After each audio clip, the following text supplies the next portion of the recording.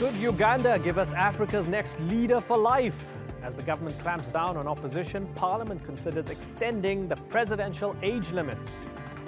I'm Imran Garta, and today's newsmaker is Ugandan President Yoweri Museveni. It was a war of words that spiraled into actual violence. Politicians in Uganda brawled for days over proposed change to the constitution. The law would allow 73-year-old leader Yoweri Museveni to extend his rule beyond the current age cap of 75. Scuffles in Parliament happened last week. This Tuesday, the bill came before the House once again, but this time without disruption. So what changed? Well, most of the bill's opponents were barred or boycotted the session to protest what they say is a crackdown on dissent. So, is Museveni just an elderly victim of a discriminatory law, or is this the ruling party's attempt at keeping him enthroned for life?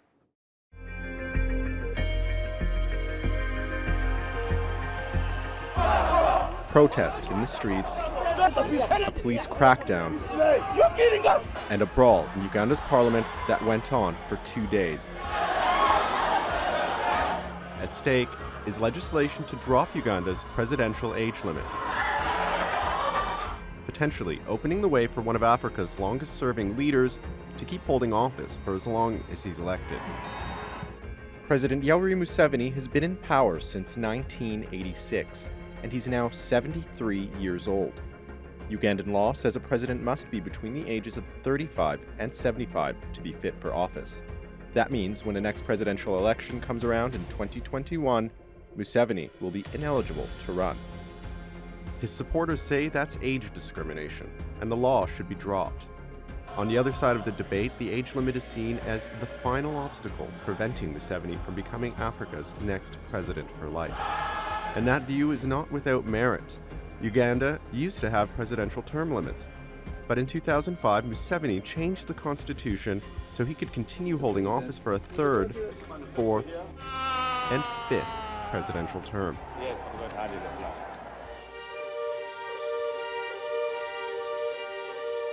As leaders of Kampala, we are assembling here to join the rest of Ugandans who are saying no to the tampering with the constitution.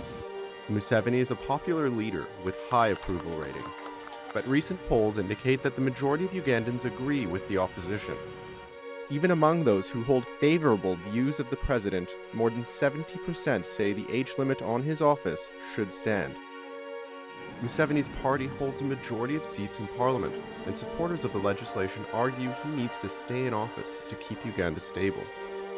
But people on the other side of the issue call him a cunning politician with his eye on a life term in office. Basil Rayhan, The Newsmakers. Well, joining me now from Kampala is Mwiru Paul. He's the deputy spokesman for Uganda's main opposition party, the Forum for Democratic Change. And from London, we have Charlotte King. She's an Africa analyst at the Economist Intelligence Unit. Thanks, both of you, for joining us. Mwiru, let me begin with you. Clearly, there seems to be a fear among the opposition that Museveni wants to go down the dictator for life route, or the Mugabe route, as I guess some would call it. What about those who say, hey, the country needs him for stability? When you look at the coffee exports and you look at oil now, he keeps the country together and he keeps the country stable. What's your response to that? Well, as the opposition, we don't want to inherit a failed state. We don't wish President Museveni to go down with the country.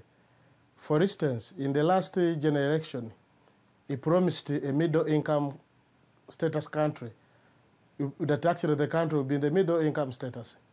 When you look at the 5-year term, actually he has moved now. We are going to almost the second budget, because we are in the budget of 2017-2018. And the budget of 2018-2019, 1920, that will be actually where we shall be having the next election. That actually what we are saying that as of now, he has made his contribution. We are saying we need to plan for the transition. What he has not done in 35 years, he will not do in the remaining period, in the next 5 years, even if we amended the Constitution. The only safety valves we had in the Constitution were two. The first one was the term limits. The second one is the age limit.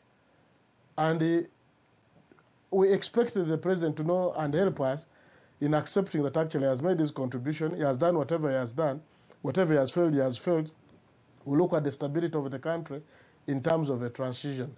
It's not correct that if he's not there, there will be no stability. Actually, if he stayed in that way, the way he wants to stay forcefully, it threatens the stability of the country. Charlotte, that's why actually we have the humble view. Sure. Let me come in here, Mweru, and bring in Charlotte.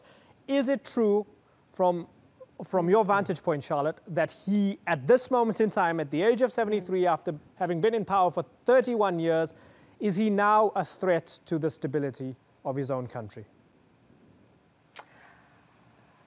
It's an interesting question, and I think from an objective point of view, you can sympathise very much with the opposition and the anti-age limit lobby in Uganda, because ultimately at some point in the next 20 years, there is going to be a transition. Museveni is not going to live forever. At some stage within our living memory, that there will be a post-Museveni era in Uganda.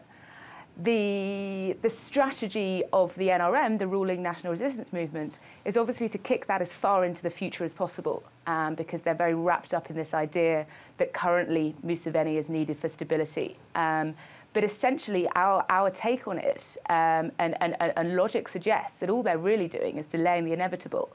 And I think if you look at examples elsewhere around Africa, and indeed the rest of the world, we've got plenty of evidence that suggests the longer rulers stay in power, the harder it is for that transition to take place. And the second thing that I think is quite important in Uganda's case is that it's a very, very centralised political system. Power is held very, very tightly in the presidency's office. Museveni personally has a huge amount of control over decisions that happen at a local level, that happen at different ministries, that happen in parliament, in his ruling party, obviously. And because of the centralised nature of this rule, the transition, whether it happens in 2021 or whether it happens in 2041, is inevitably going to be a very, very volatile process. So you can sympathise with either side, but I think inevitably the transition, when it does happen, is going to stoke volatility. So, Mweru, to take that point that he has a lot of power, yes, massive power, a huge kind of a huge basket of patronage right across the country. Given that, and given the events of the past week, that second safety valve, as you call it, Mweru, it's going to go, isn't it? I mean, all of you who are in opposition in Parliament are silenced. It's going to happen. What are you going to do after that? Well, it is not true that he has a lot of power. He has hijacked the people's power, because the power he has, it ought to have been derived from the people. He derives his power from the gun. He uses the state apparatus as instruments of coercion on the people. What we are saying, that we want the people to actually take back their power, so that every leader knows that is a servant to the people of Uganda. Because when you look at the Ugandan Constitution, Article 1, it says power belongs to the people. So it's the people to decide how they want to be governed.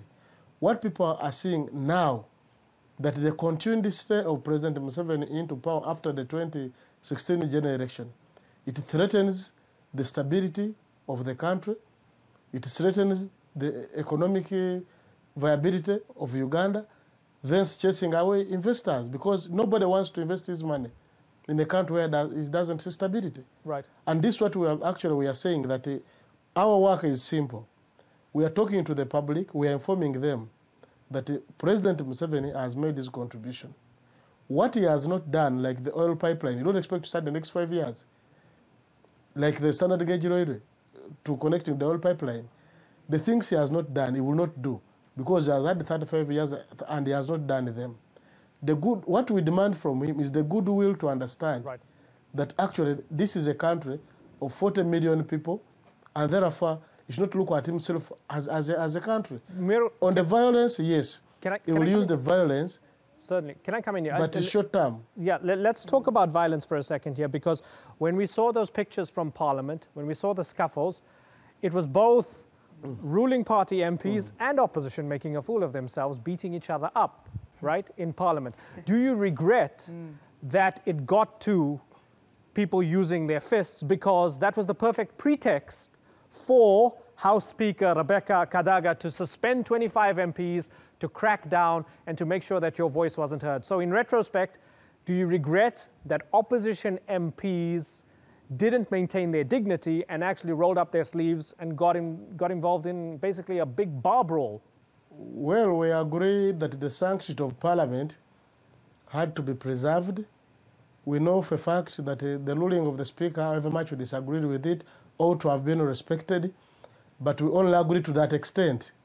We disagree to the extent of Parliament allowing strangers to enter into the parliamentary chamber, because the rule which empowers the Speaker to suspend the members is to the effect that once the members don't leave, the Speaker calls out and enlists the service of a sergeant at arms. It does not extend to say that it's the services of strangers to carry out members. What we were faced with was a situation of rights vis-à-vis the rules. The right of a member in the parliamentary chamber had to be observed. The Speaker had very many avenues of dealing with that. In any case, even according to the rules, the suspension doesn't start immediately. So we don't regret having resisted the strangers to be carried out of Parliament. Our only point of regret is that we are now dealing with matters which would have been matters of intellectualism, that we are handling them that way. So the members of Parliament resisting strangers who had come into the parliamentary chamber, I think this is one also of the matter which the members of the public and the whole world must interest themselves in. How did the strangers find them? Because even all those pictures which were being showed all over the world concerned strangers who had come into the parliament. So there was no fight between NRM MPs and the opposition MPs. There was no such a fight.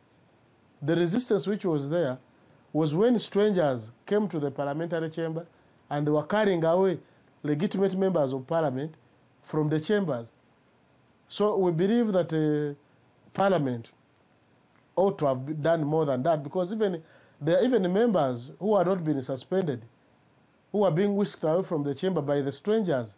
So the strangers even did not know whom to carry out of the chambers. Okay. We are saying if Parliament had been respected, that wouldn't have happened. Okay, and it happened, and it's played out, yes. And at the moment, the opposition voice has been largely muted in Parliament as a result of that. So we are where we are right now, and people are worried moving forward. Charlotte, there are those who say that if Museveni decides, come hell or high water, he wants to change the age limit, he's going to stay in power for as long as he's alive, that we might see a situation similar to what happened in Burundi. That's one fear. Is it an exaggerated fear, or is it a realistic fear? I think it's possible. Well, it is not an exaggerated forecast fear. At the Economist Intelligence Unit. Go ahead, Charlotte. I think it's possible, and I think it's certainly a risk. I don't see that as a particularly likely outcome within the next, say, 5-year period. And I'll tell you why. I think there are two reasons why we won't see a Burundi-type situation play out. The first is, as I've mentioned, the police, the military, the courts are very heavily partisan in favour of the NRM. And it's very, very difficult for the opposition forces, the FDC and others, to mobilise against that. We've seen time and time again over the past sort of decade or so ago, any time they attempt to lobby, be it against a specific issue or be it more generally in an election campaign, the weight of the police force and the military and the laws that give them the powers to do this make it very, very difficult to mobilise against that. And then the second dynamic that I also think plays into it is, I think at this stage, Museveni still commands a fair amount of popularity in many parts of Uganda. Certainly not in all parts of Uganda, and it's an increasingly balkanised country in that we see very different pockets of support in urban Kampala than we might do in the rural areas, for example. And whether it is to do with a sort of ideological fondness of Museveni and his legacy in the liberation movement, etc., or more to do with the patronage at his disposal and the fact there's still a very real sense that if you want state largesse, if you want a civil service job, if you want grants and so on and so forth, you have to be a member of the ruling party. Wherever this support comes from, Museveni still holds a fairly firm weight of popularity in many parts of the country. So again, I think that makes it less likely that we see a Burundi-type situation at the moment. That's not to say it won't change over the next 10 years, but I think at the moment it's fairly unlikely. Mwiru, as we look forward, we have the former presidential candidate, Kizza Besigye, calling for demonstrations against this amendment, calling for massive demonstrations. Given all the power that Museveni has with all the different state institutions, aren't you expecting the state to come down hard on you as opposition when people try to demonstrate? They're going to shut you down very quickly, aren't they? We don't expect the state not to come out hard on us, because the current government has the instruments of coercion. They have the police, they have the army, they have the prison, and now they have the courts of late. But of course, what we know is that we have to come up, speak the truth to the people. The people must understand. You should be asking yourself, if we are negligible, as maybe they want us to believe, how come that actually almost every member of parliament now of the ruling party, he has got police officers at home. He has got 2 police officers he moves with, which in our opinion isn't sustainable. The freedom of our colleagues lies in building a better Uganda. That's why we are telling them we are better off investing in the transition, engaging the president and telling him, look, you have made your contribution. What you have done, you have done. What you have not done, you will not do. So to look at how, because you see we have been at this all through, from the 1950s up to now. It is the question of how we do it, democratize the country, and we move on. Because once we democratize, the question as to who rules becomes secondary. But even as we talk now, everybody is preoccupied with holding hostage the state, so that he has all the instruments of coercion and turns up to be a ruler. Yet, as the opposition, we think nothing is going to stop us from agitating, nothing is going to stop us from talking to the masses, so that they understand that even those who are supporting the lifting of the age limit, they are doing it at the detriment of their own safety, at the detriment of their own, of the future generations. Right, and interesting times ahead here, because Uganda has never really had a peaceful handover since independence in 1962. We hope things go peacefully, and we hope Uganda moves in the right direction. Mwiru Paul and Charlotte King, I've got to move on, but I thank you both for joining us here on the Newsmakers. Thank you.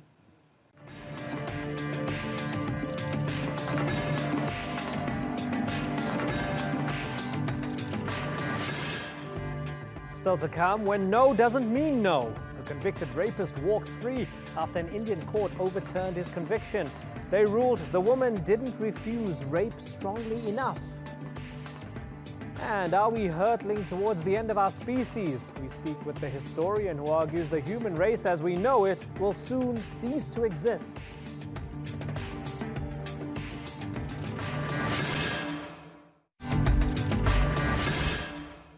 Welcome back. It's an all too familiar episode of his word against hers.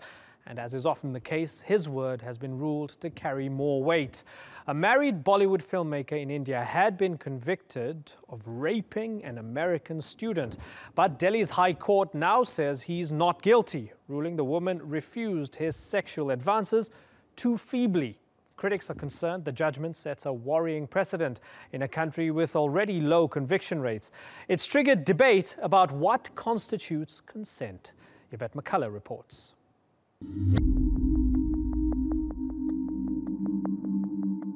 It's a ruling that activists fear will blur the lines around consent and be a damaging step backwards for India's rape victims. As a Delhi High Court judge has ruled that no doesn't necessarily mean no. Last year, Bollywood filmmaker Mahmood Farooqi was sentenced to 7 years in prison for raping an American student. The woman told the court Farooqi forced himself on her, and while she repeatedly said no, after a while she stopped resisting, fearing she could be severely harmed. But on appeal, a judge ruled that there was no evidence the incident happened, or that if it did, that it happened without consent.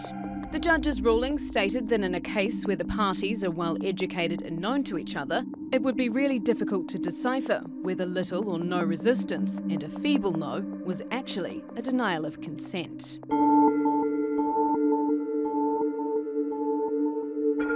India is struggling to deal with its high levels of sexual violence, street harassment and patriarchal attitudes towards sex. This ruling has raised fears that the gains made in recent years will be lost. In 2012, the gang rape and murder of a woman on a bus sparked mass protest. The public outcry led to a tightening of India's rape laws, including harsher punishments for rapists, expanding the definition of rape, and adding that the absence of a physical struggle doesn't equal consent. Since then, more and more women have been reporting rapes. In 2012, there were close to 25,000 reported cases. In 2015, there were close to 35,000. That's around 94 women a day. And of these, 95% were committed by someone known to the victim. But there's fears this ruling will make it harder to convict rapists and reinforce the belief that it's a woman's responsibility to prevent themselves being assaulted. In our country, if a daughter is raped, it is often said she has brought shame to herself. People label her impure and unworthy of getting married. The whole family is stigmatized by society. We are so sick from within. But critics to the recent changes say the increase in reported rapes is being driven by false accusations.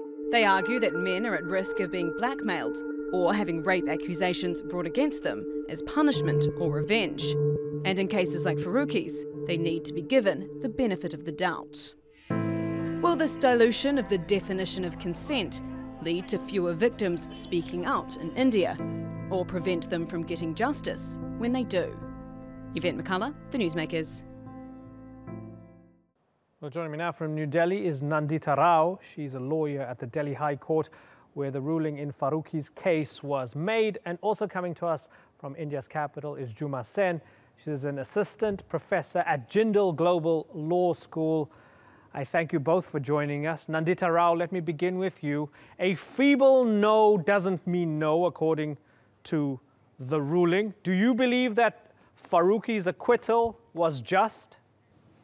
I think the feeble no portion was not really the finding of the court. It is what we call an obiter. It was a general observation made in the context of the complainant's own email, in which she says, at the end, I consented. So the judge has in fact said that, sometimes during the act of, during a sexual act, from kissing to anything else, one may change one's mind at numerous moments. So that is the right of the victim or the complainant, and it is only the ultimate consent which is given which will count. Whereas eventually the judge gave the benefit of doubt to the accused because the WhatsApps sent by the complainant, contemporaneous, that means minutes after the alleged offense, she makes no mention of this offense to her friend, and there are 10 or 15 WhatsApps that go back and forth. She says that there are 2 people present at the house where she alleges this incident occurred. Independent mobile evidence shows that a call made by the complainant and the accused together to a friend and the entry of a third friend into the house, there was only 2 minutes when both of them were alone. So the judge, taking all this evidence into effect, and further the fact that the FIR was registered 5 months after the incident, and the first email in which she calls it a sexual assault is only 3 weeks later. And subsequent to the incident, she actually writes to the accused saying that she loves him, admires him, and is attracted to him. So the judge has actually said that, I don't believe she's lying, but memory has a way of being inventive and selective. And from all the independent evidence, I must give the benefit of doubt to the accused that it is possible this incident never occurred. Okay, so I think that on the balance of evidence, it is not an unjust decision. Okay, fair enough. So you laid it out, right? Nandita Rao laid it out, Juma Sen. Are you convinced by any of that? She's laid out the other side of the story for why the man deserves the benefit of the doubt. Tell me why you disagree. Not at all. First, let me affirm very confidently that what the court says, when the court says that this is a matter of feeble, no, the court is not stating as an obiter. The court is, it's laid down in para 77 and paragraph 78 of the judgment. It's laying down why a feeble no may not mean a no, why it may mean a yes. Further, in para 96 of the judgment, the court actually holds, after going through WhatsApp messages and whatever discrepancies, apparent and alleged discrepancies between the versions of the accused and the complainant surface, the court goes through all of that, and in para 96, after going through all of that, the court records that the testimony of the complainant is of sterling quality. So there is no way the court is discounting the testimony of the prosecutrix. There is no way the court is finding anything wrong in the findings of the trial court. The court is actually upholding everything that has been said by the trial court. It finds the testimony of the prosecutrix to be of sterling quality, and nonetheless, it holds that in spite of the testimony of the prosecutrix being of sterling quality, it needs to create an artificial distinction, an artificial classification between different kinds of victims, which has no foundation in law, which has no foundation even in the facts of the case, because the consent that has been provided by the consent which is the subject of dispute here, the accused states that in the case of the accused in the trial court there was no act having taken place. So the question of consent was absolutely immaterial. Let me come in. And in the High Court, there is a completely. Let me just finish it. I'm sorry. In the High Court, there is a completely contradictory plea has been taken by the accused, and it has been urged that there was a consensual relationship, and on the basis of this contradictory plea, this feeble consent, this doctrine of feeble no has suddenly emerged, and it has absolutely no basis in law. It has absolutely no basis in the facts of the case. Because if you look at the para 77, in page 77 of the trial court order, and which has also been recorded by the High Court as well, the testimony of the prosecutrix, the FIR, the recorded, the statement under 164 of the Criminal Procedure Code of Criminal Procedure has been. It has been consistent, and it goes on to show that it was not a case of feeble no. Because in the next minute, what I'm going to do is I'm going to put this individual case away and ask broader questions. But I want to ask Nandita one final specific question related to this. I just want to say one thing on this individual case. There is no doctrine of feeble no. There is no such doctrine propounded except in the imagination. Nandita, if I could... Para 78 of the judgment. Yes. Okay. Para 78 of the judgment. Let me come in for a second. I have one question for you, Nandita. It is an obiter, a general Yes, you made your point. You disagree on this legally. Both of you disagree on this. Okay, Nandita and Juma, if you give me a second, let's all take a breath. That's ridiculous. Juma, we're here. We're covering this for an international audience because we want to launch this into a bigger conversation, if it allow me. But Nandita, let me ask you, in general, do you agree that a prior sexual relation between two people does not mean that someone can't have been raped by one of the other people? Would you agree with that legally, Nandita, that rape could still occur even if there was a prior sexual relation? Absolutely, absolutely, and that is what the Honorable Judge has observed, that it is not just whether the incident occurred. Second question is whether it was by consent or not. And the third question is that was the consent communicated? And he says, just because I kiss someone or I allow them to go that far does not mean that I cannot withdraw my consent after that. Until this judgment in India, we had a unique law which said that the Indian woman is so innocent and conservative, and our society is so conservative that just her word can be taken for conviction because we are not corrupted by the promiscuous values of the Western world. So this judge has distanced himself from that thinking. He says, just because she's a Western woman, I will not say that she's prone to lying. Okay, but so he explains it. So then he says let's take all that. the independent Certainly. evidence And you support Judge Kumar's. So he's actually come a step forward. Certainly. Okay, so you see it as a progressive ruling, right? Let me then ask you, Juma. Yes, it's why a you step think forward. It's a very, very liberated judgment. Okay, fair enough. Now let me ask the question to Juma. Juma, let's broaden this out. Tell me why you disagree and why you believe that when it comes to gender-based violence, in your opinion, why do you think the laws are in favor of the accused? Tell me why. Well, I will slightly rephrase that. I think that the laws, I mean, post the 2013 amendment to the criminal law, the laws are fairly generous, barring obviously we have a marital rape exemption, which is atrocious. But barring that, the rape law, after the Verma Committee recommendations and after those recommendations having been incorporated into the statute, the laws are fairly balanced, I would say. However, there is an embedded patriarchy in our courtrooms at work, and one cannot deny it even after the 2013 amendments having taken place. As recent as 2017, there have been countless reports. There is one report which has been submitted by a lawyers collective. There is another recently released by another organization called Partners in Law and Development, and it goes on to show how biased our courts still are when it comes to the implementation of these laws. So Juma, let me talk about law. Let me add a layer to law, right? Let me add culture. I want you both to listen to what Nobel laureate Kailash Satyarthi had to say about this. Have a little listen. We are a great nation.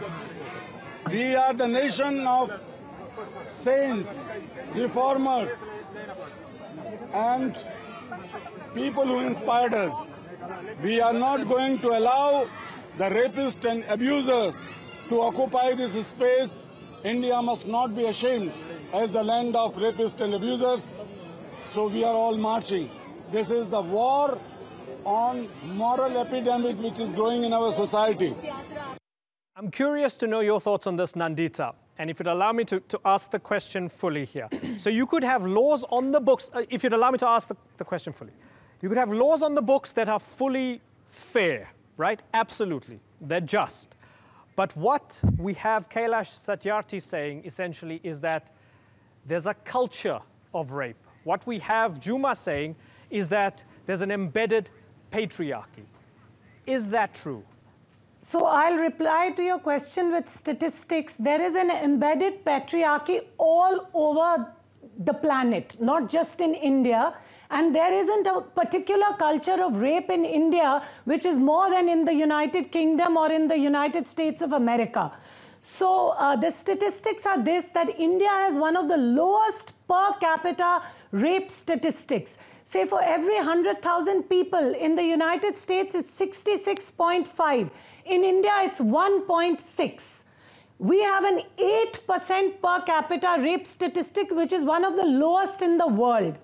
Secondly, as far as convictions are concerned, say in the United Kingdom, for every case that is reported, the total cases that is reported, there is a 7% conviction rate. You're giving me 30% of the cases are rejected by the prosecution. If we could just focus on India. I'm just telling you, in India, we have a 29% conviction rate. And these are, and it's great relative to other countries. There is patriarchy, but it is not peculiar to India. Okay, let's stay within the borders, right? And if let's we move away compare from it to Delhi. other countries, I feel in India it's better placed.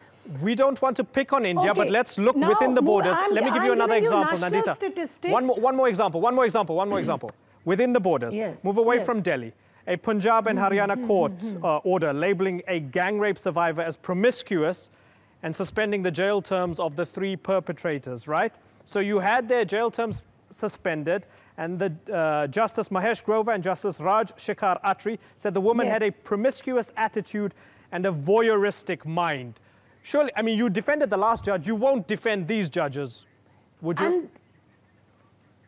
No, I'm not not defending. This is condemnable, but in response to that, I tell you, in the case of Strauss-Kahn in New York, a very empowered person who was accused of sexual assault by a person in the prosecution did not even put it forward because the prosecution said that the woman is not credible. She's a liar. Do you know, so Nandita, I covered that as a journalist. Yes, we live in a patriarchal society. Nandita, I covered that as a journalist, and when I covered it as a journalist, the guest didn't say, but in India they're doing terrible things to women as well. We spoke about the issue at hand. I'm asking you, that Punjab and Haryana court order, do you agree that that was wrong?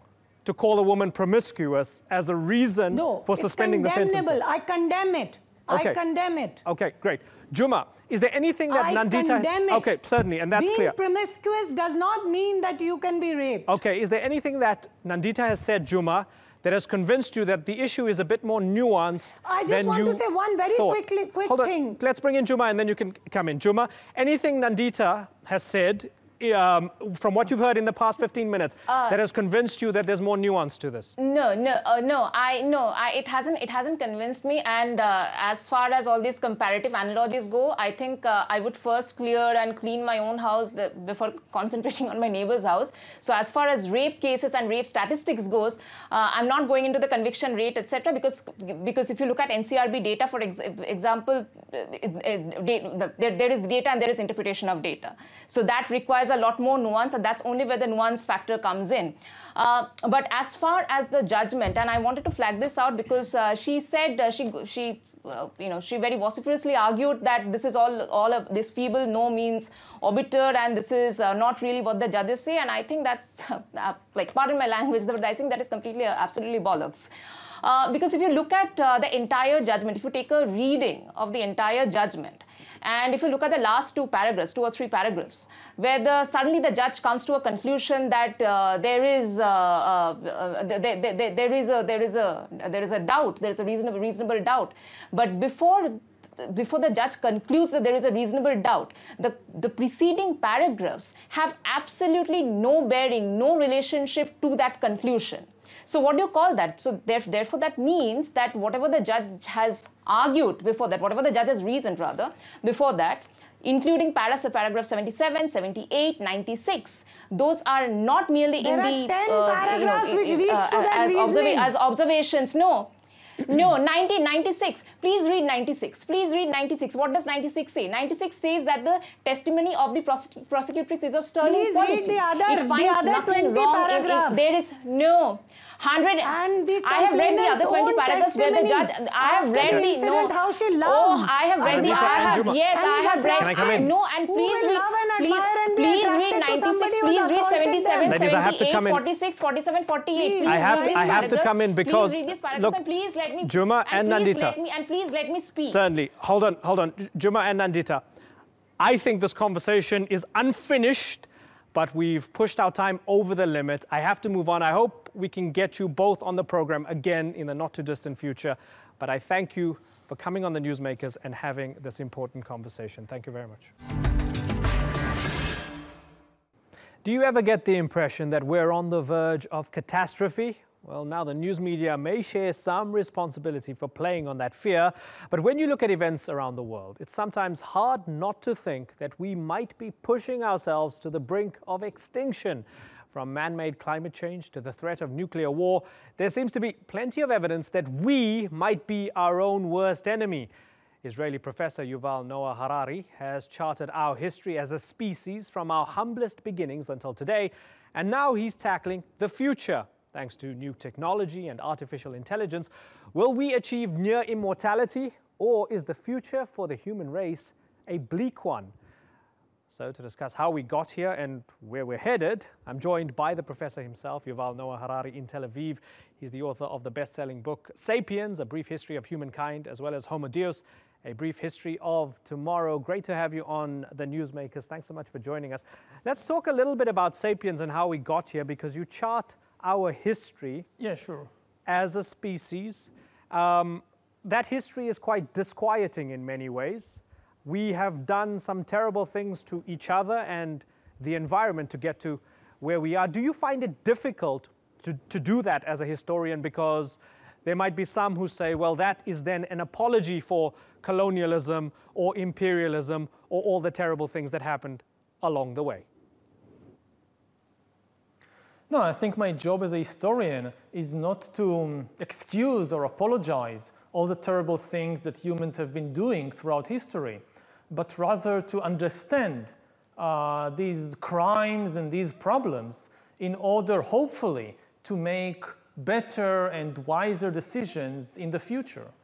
Our history as a species tends to show, and you explore this in Sapiens very brilliantly, that it's not so much about who has the facts, but it's more about who has the better story. That's how we survive, and that's how we thrive as a species. Tell us a bit more about that. Why do we rely more on good stories rather than the truth? Well, because the basis for human power is our ability to cooperate in large numbers. We control this planet because we are the only animals that can cooperate flexibly in very large numbers. And if you look at all the great achievements of humankind, whether it's splitting the atom or reaching the moon, they are all based on large-scale cooperation. And all large-scale cooperation is based on stories and fictions and mythologies. In order to get millions of people to cooperate effectively, you need to convince all of them to believe in the same religious or political or economic story. And the things that really make people cooperate are not scientific facts. Nobody goes to war because they believe that E equals mc squared. People join forces to conquer empires or to fly to the moon because they all believe in the same God or in the same nation or in the same money. Even money is actually just a story. If you look, for example, at the dollar is not an objective reality. You cannot eat or drink or wear dollars. They have no objective value. Their value come from the stories which the best storytellers in the world, the finance ministers, the bankers, tell us. They come to us and show us these pieces of paper which have no value in themselves, and they tell us a story that these pieces of paper, they're actually valuable. You can take this piece of paper, go to a complete stranger whom you have never met before, give him this piece of paper, and get in exchange a loaf of bread or a banana that you can eat. And the entire economic system is based on the fact that everybody believes this story. This is unique to us humans. You can never do it with any other animal, not with chimpanzees, not with dogs, not with fish. Now, however we got here, anthropologically, sociologically, biologically, psychologically. We're here, it's the year 2017. There are many who have existential fears about the future. They look at Syria, they look at climate change, they look at the nuclear threat when it comes to North Korea. Where you live, there's a military occupation. There's also terrorism. The Middle East is restive. The world is on edge for many. Maybe it's just our fault as media.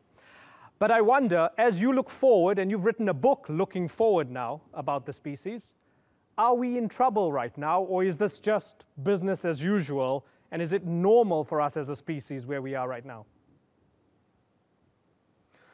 No, we are in a very unprecedented situation, and we face problems that we have never faced before. The three biggest problems of humankind in the 21st century is the danger of nuclear war, it's the danger of climate change, and it's the dangers inherent in disruptive technologies, especially bioengineering and artificial intelligence. We are now gaining really divine powers of creation and destruction. Just as according to ancient religions, God had the power to create animals and plants and humans according to his wishes. Now humankind in the 21st century, with bioengineering and artificial intelligence, gains this divine power to engineer and manufacture life. the main products of the 21st century economy will not be textiles and vehicles and weapons. The main products will be bodies and brains and minds. We are learning to design life. And the big danger, or the big question, is whether we will know how to use this power effectively. Because we are really upgrading ourselves into gods. However, we are very irresponsible gods. We don't really know what to do with all this power. Throughout history, humans gained immense power over the environment, but we misuse this power, so now the entire ecological system is on the verge of collapse. Now we gain even more power not just over the world outside us, over the rivers and trees and animals. Now we gain also power over the world inside us, over our bodies and brains and minds. And if we do not use this power wisely, then we will face an internal collapse of our own minds, just as we now face an external collapse of the ecological system. Mm-hmm. So there are political divisions. We are stratified in many ways. There's great global inequality, economically and so on. You're suggesting we're going to also have a biological human underclass, if I interpret you correctly. How long do you think is it going to take for us to actually have this biological underclass of humans under the heel of some sort of superhumans? I guess it could happen. It's not absolutely certain. Technology is not deterministic, and we can still do something about it. But if we are not careful, then within the next century, let's say within 100 years, we may see humankind splitting into biological castes. In the past, inequality was only political and social and economic. There was no biological inequality between humans. There was no real difference in ability between the kings and the peasants, between the rich and the poor. But now, with the rise of bioengineering, it might be possible to translate economic inequality into biological inequality. And then instead of humankind being united, we will see humankind splitting into castes or classes much more different from one another than anything we've seen before in human history. Is that built into us as a species? Were we always destined to do this? As someone who has studied us from our humblest beginnings to now, as we've gone throughout that journey of evolution, is that inequality and oppression built into what we do, and that's the price for progress? Not necessarily. I mean, as I said, technology is never deterministic. You can use the same technology to create very different kinds of societies. We've seen it in the 20th century, when the same technology of electricity and radio and trains and cars could be used to create a communist dictatorship or a fascist regime or a liberal democracy. The trains didn't tell you what to do with them. Similarly, in the 21st century, we can use the power of bioengineering and artificial intelligence to create very different kinds of societies. So we still have some agency. We can still try to make the best use of the new technologies. But if we are not careful, then the results could be catastrophic. The results could be greater inequality than ever before. And also we might see the creation of new kinds of dictatorships, digital dictatorships, in which all the power is concentrated not in the hands of a small human elite, but actually all the power is concentrated in the algorithms. We are in the process of creating computer algorithms that understand humans better than humans can understand themselves. And if this indeed happens, then these algorithms will be the most powerful entities in the world. After thousands of years, during which humans were the rulers of the world, authority and power will shift away from humans to computers, and most humans will become economically useless and politically powerless. Already today, we are beginning to see the creation of a new class of humans, the useless class. Just as the Industrial Revolution in the 19th century created the new working class, the proletariat, so now the artificial intelligence revolution is beginning to create the useless class. As computers outperform humans in more and more tasks, they are likely to push them out of more and more jobs. And then the danger is that you will have millions of people, even billions of people, who don't have any economic value, and therefore they also don't have any political power. Which invariably leads to more social friction, political friction, terrorism, war, and so on. That doesn't look too rosy for the future. Unfortunately, I've got to move on, but it's been a pleasure picking your brain. The author of Sapiens and Homo Deus, Yuval Noah Harari, I thank you very much for joining us on the Newsmakers.